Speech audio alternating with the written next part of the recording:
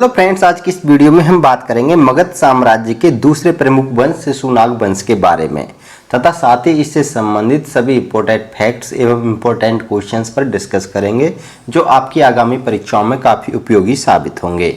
तो शुरू करते हैं अपने टॉपिक को। आज के टॉपिक में हम बात करेंगे शिशुनाग वंश के बारे में।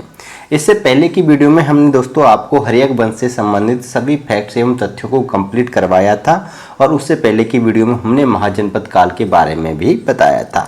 पिछली वीडियो आप हमारे चैनल की प्लेलिस्ट में जाकर हमने प्राचीन एंशियंट हिस्ट्री के नाम से जो प्लेलिस्ट बना रखी है उसमें आपको पिछली जितनी भी वीडियोज करा दी हैं वो आपको देखने को मिल जाएंगी। आज की इस वीडियो में कम्प्लीटली हम बात करेंगे शिशुनाग वंश के बारे में। देखिए, सबसे पहले हम देखते हैं शिशुनाग वंश का कार्यकाल। देखिए, शिशुनाग वंश का जो कार्यकाल था यानी शासनकाल था, इसने कितने समय तक शासन किया, तो इसका जो शासनकाल है उस शासनकाल की जो अवधि थी वो अवधि मानी गई है 412 ईसा पूर्व से लेकर 344 ईसा पूर्व तक मगध पर शिशुनाग वंश ने शासन किया था। इस शिशुनाग वंश के संस्थापक शिशुनाग थे और मैंने पिछली वीडियो जब हर्यक वंश बताया था, हर्यक वंश के बारे में हमने पढ़ा तो उसमें बताया था कि हर्यक वंश के जो अंतिम शासक थे नागदशक, उनको इसने हटाकर अपने नवीन वंश शिशुनाग वंश की स्थापना की थी मगध साम्राज्य पर। फैक्ट्स इसके संबंधित देख लीजिए कि जो ये शिशुनाग था इसका मूलतः संबंध काशी से था, ये काशी का निवासी था और हर्यक वंश के अंतिम शासक नागदशक के शासनकाल में ये क्या था, बनारस का गवर्नर था। किसके शासनकाल में? नागदशक के शासनकाल में।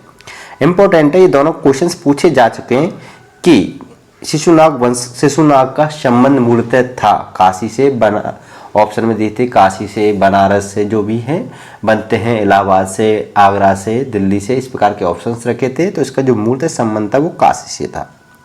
इसने क्या किया कि जो नागदशक थे हर्यक वंश के शासक, उनको पदच्युत किया यानी हटाया, उनके पद से, उनकी गद्दी से हटाकर मगध पर अपना अधिकार जमा लिया और शिशुनाग वंश की स्थापना की थी मगध में। किसने? शिशुनाग ने। पॉइंट क्लियर है यहाँ तक? अब बात करते हैं हम शिशुनाग यानी महावंश टीका में। जो महावंश टीका क्या है? बौद्ध धर्म का एक प्रसिद्ध ग्रंथ है, श्रीलंकन ग्रंथ है। इसको श्रीलंका में लिखा गया था।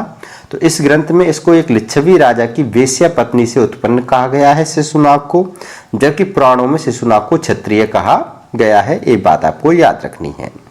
अब शिशुनाग से संबंधित कुछ फैक्ट्स और देख लेते हैं। देखिए कि शिशुनाग ने 412 ईसा पूर्व से लेकर 394 ईसा पूर्व तक मगध साम्राज्य पर शासन किया था शिशुनाग ने, और पहले ही हम बता चुके हैं कि शिशुनाग वंश के संस्थापक भी थे ये। इसके अलावा इसने एक सबसे जो इम्पोर्टेंट काम किया था वो काम ये था इसके शासनकाल का कि इसने वैशाली को क्या किया था, मगध साम्राज्य की राजधानी बताया था। ये मगध साम्राज्य की तीसरी राजधानी थी। मैंने आपको बताया था कि सबसे पहले मगध साम्राज्य की राजधानी क्या थी? गिरिव्रज थी।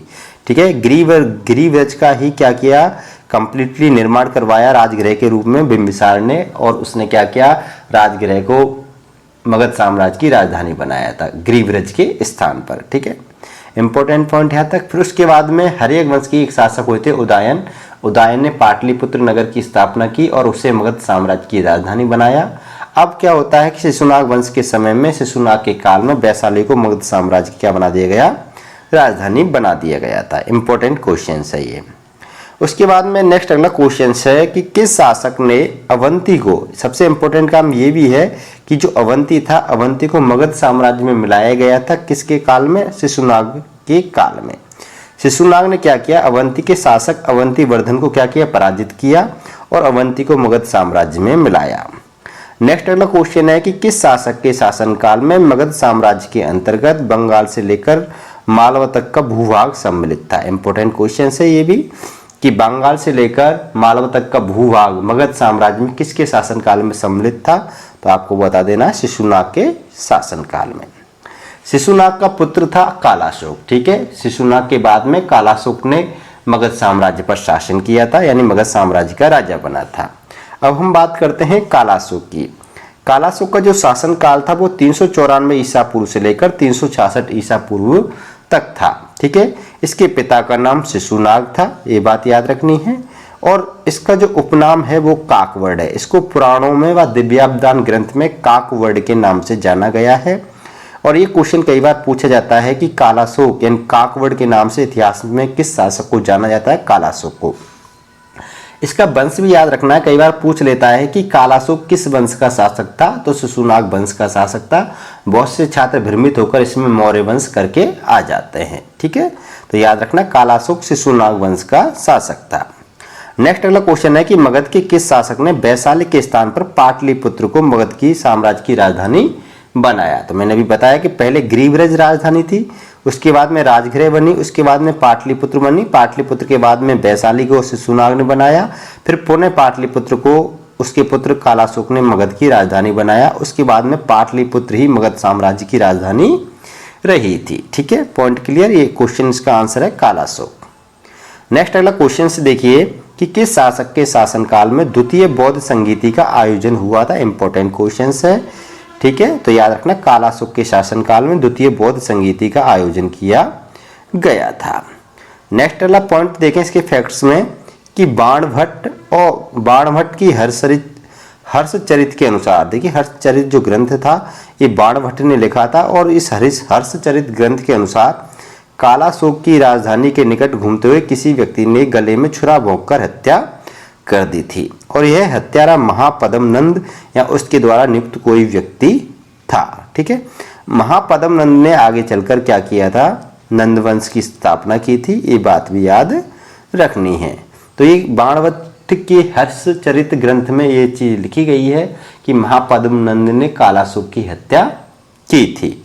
ठीक है, नेक्स्ट अगले पॉइंट में देखिए कि महाबोधि वंश के अनुसार कालाशोक की हत्या के बाद उसके 10 पुत्रों ने संयुक्त रूप से 22 वर्षों तक शासन किया, जिनमें सब प्रमुख महानंदिन यानी नंदीवर्धन था, और यही मगध साम्राज्य का क्या था, शिशुनाग वंश का अंतिम शासक भी था। तो नेक्स्ट अगला क्वेश्चन है कि शिशुनाग वंश का अंतिम शासक कौन था। तो उसका सही आंसर है महानंदिन यानी नंदीवर्धन। ठीक है, अब देखो आगे चल के क्या होता है कि इन 10 पुत्रों की भी हत्या कर दी जाती है। शिशुनाग वंश के जो शासक थे कालाशोक, इनके 10 पुत्रों की हत्या किसने की, नंद वंश के शासक महापद्म नंद ने की, और एक नवीन वंश की स्थापना होती है मगध साम्राज्य पर, जिसको नंद वंश के नाम से जाना जाता है। बहुत ही प्रसिद्ध वंश है।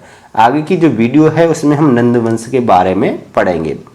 ये वीडियो थी शिशुनाग वंश से संबंधित कंप्लीट जानकारी के बारे में। वीडियो पसंद आई हो तो वीडियो को लाइक करना, शेयर करना। आप हमारे चैनल पर नए हो तो चैनल को सब्सक्राइब कर लीजिएगा, क्योंकि ऐसे कंटेंट मैं आपके लिए लाता रहता हूँ। फिर मिलूंगा नेक्स्ट अगली वीडियो में, तब तक के लिए अलविदा, बाय बाय।